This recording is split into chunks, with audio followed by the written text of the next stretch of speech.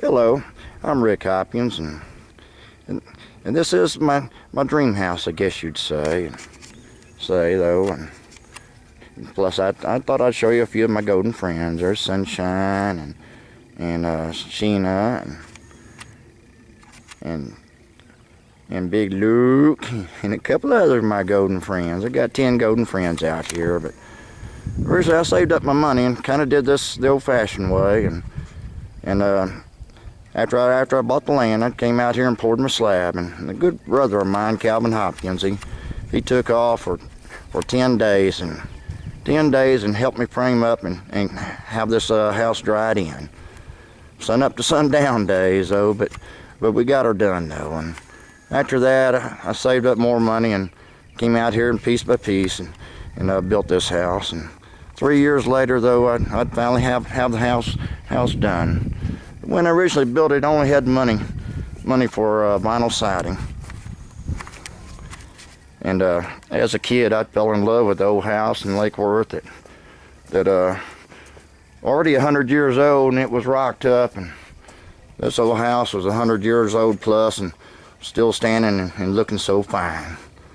And I always knew I want me a rock house someday, though. And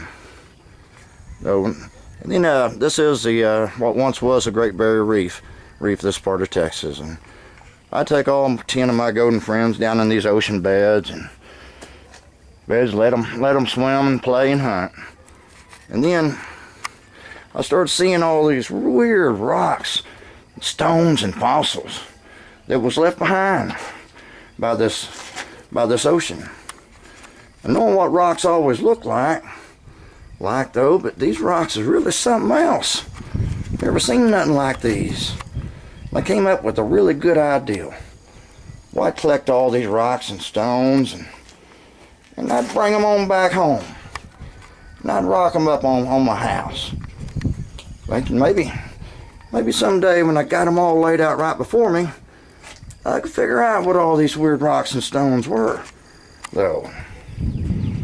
And about I'd say less than a third up, a good friend of mine named Joey Rich came out here and richly helped me get the rock work started, though. But one night, though, I was given this most heavenly dream.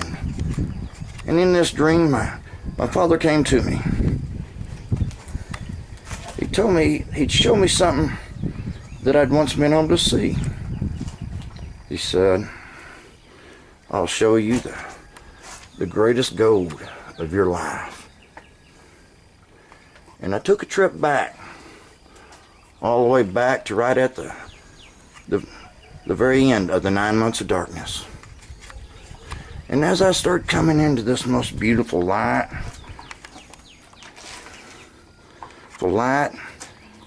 instantly this heavenly shape of life appeared before me. And as it just kept getting closer and closer to me, a mother just plumb full of this great love for her newborn, just radiating for this great gold of life. And as I looked into the eyes, this wisdom, this blessing flowed upon me. Man, it was so heavenly to see again in my life. And as my father showed me just how the very essence of fuel had been casted upon my soul, he showed me a slice of heaven that I once lived, because his wisdom allowed us to live our life as we shall in heaven. We cast no judgment upon no one, because we truly didn't know none. No matter who we'd see, you see, we'd all only understood that one lesson of life, and that's how to see this great gold of life. And it truly showed me a slice of heaven I once lived. He also showed me the key of life. Life opens up the very soul upon me. It showed me just how the very essence of fuel had been casted upon my soul. And as I finally gathered the truth, this key of life must be the key to the world.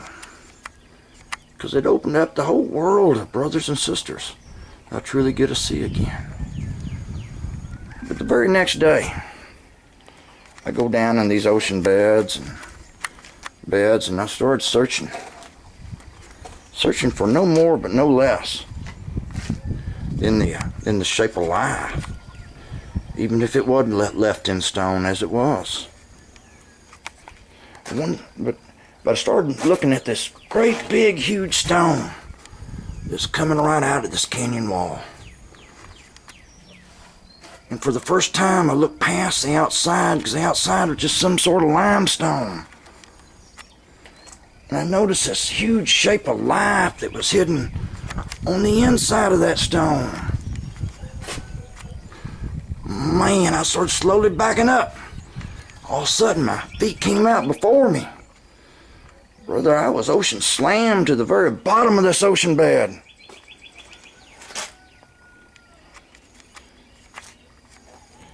And after that day, I started laying out all these ocean stones that had these shapes of life in them. And I guess you'd say the ocean puzzle finally came together for me. Being that all life was left in stone from these ocean beds, but it was broken up in little pieces.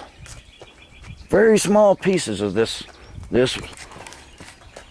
But looking for just the shape of life, my friends, it showed me what truly did happen to this ocean life. So I'd spend many days down there with my golden friends, and we just felt like we was given a slice of heaven down there, and we'd have nature's best. You'd see nobody or hear nobody, and just purely have a little slice of heaven though out there. And like on this day, it came from so simple, you see. Well, I found this ocean stone. I'd look about where the eye might have been. Then I'd look where his nose was. Oh, I seen his mouth was wide open. Then I seen his teeth. And then what he was fixing to eat, my friends. Basically, when I laid this out, I didn't have nothing to go by. I just basically lay this out the best I could. It took a time frame of over 3 years, I believe. I never did write down no date though, but piece by piece I'd rock this up, and as I'd study it and collect more and more of it. So never forget the day I found this one ocean shell out there. It'd be the only one I'd ever find.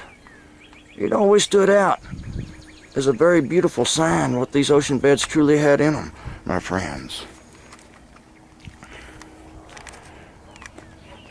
And then one day I walked right up on this old fella here, man. It was staring straight up at me.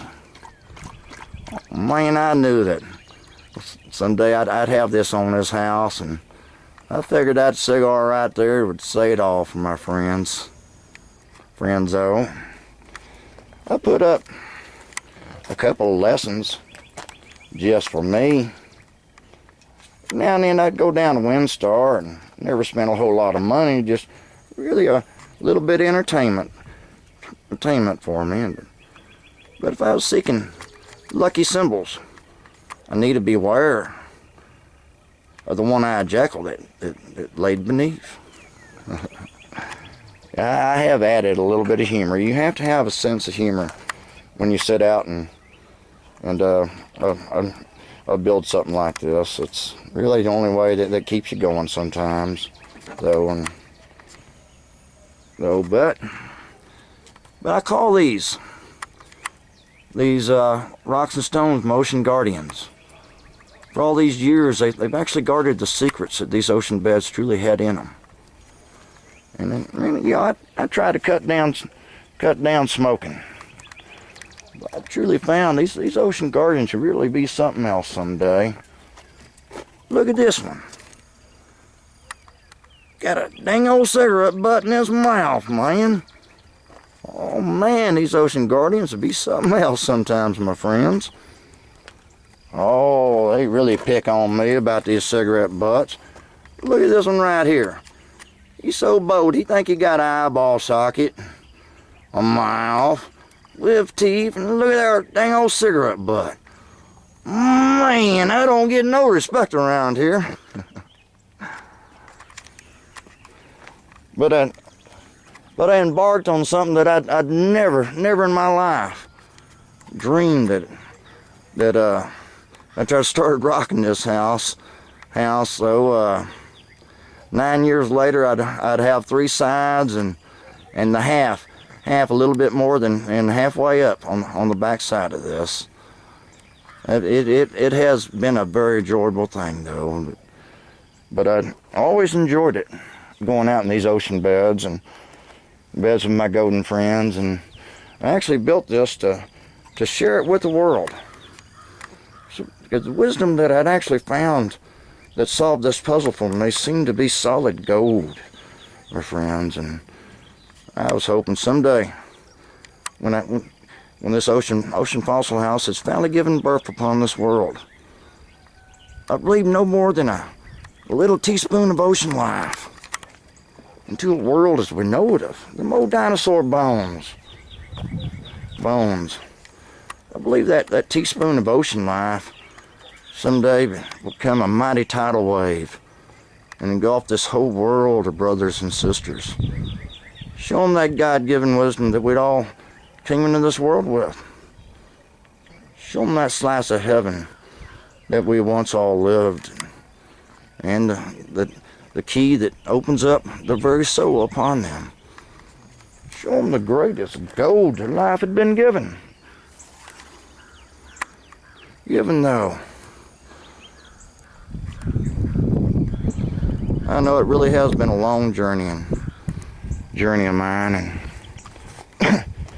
and I know I still got a long ways to go, but I did want to share this with you. You know, I have 10 golden friends, and Lord knows that a whole lot of families come out here every year that I share this with though, to come out here and buy my little golden puppies from me. But it always didn't seem right though to have the first ocean fossil house and only be able to share it with a handful of people though, and that's why I took my time and actually built this so slow.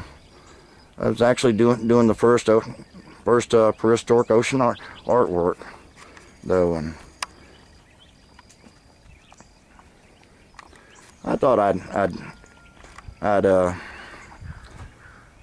I would someday, in prayers was hoping that I'd be able to share this with everybody. And I guess Channel 11 came out and filmed this and only brought a camera, and I thought for sure I'd be able to share it with everybody, but they actually lied to me, and it, yeah, I guess it still makes me a little angry though, that, you know, having your dreams build up like that and being such a letdown though.